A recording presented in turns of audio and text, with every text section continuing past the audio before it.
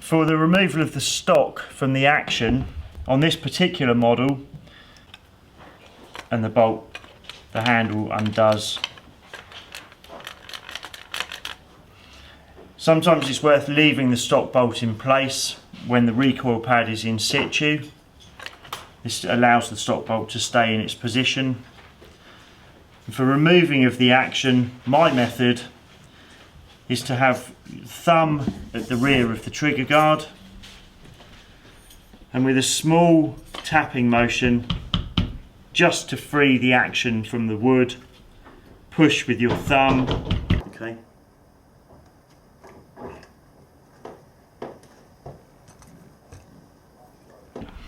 We now have the action in our hand separated from the stock. The main action body of a box lock over and under is broken into two parts, or can be broken into two parts.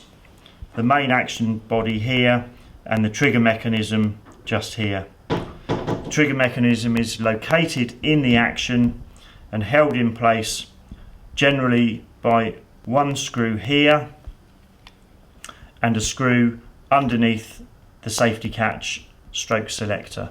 Access to the screw can be made via removing the pin for the safety catch just here. Once that pin has been removed, the safety catch lifts up and you have access to the head of the screw.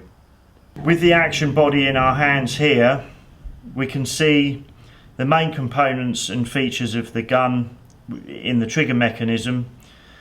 We have the mainspring, which operates the hammer.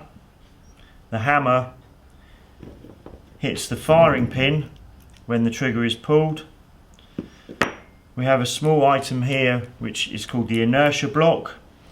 This block operates the gun for the second shot and is activated by the recoil of the first shot.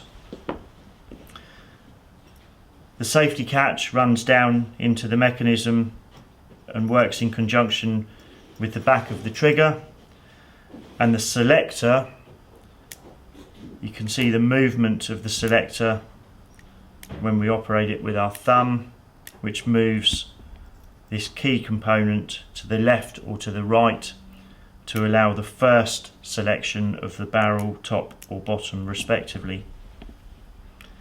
The top lever mechanism can be seen in conjunction with the locking bolt or the U-bolt on this particular model. These are the basic or the main components and main features of a Beretta over and under shotgun.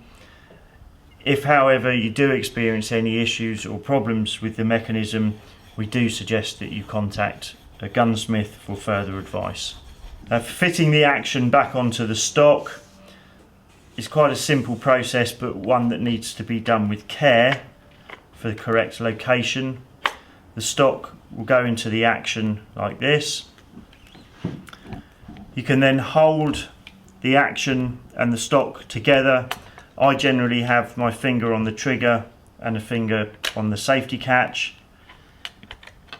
It's worth locating or relocating the stock bolt and the key, and the stock bolt is then done up. At this point, before tightening, check the head of the stock and the action is fitted correctly. Everything is in place. This is to reduce the risk of any breaking of the stock.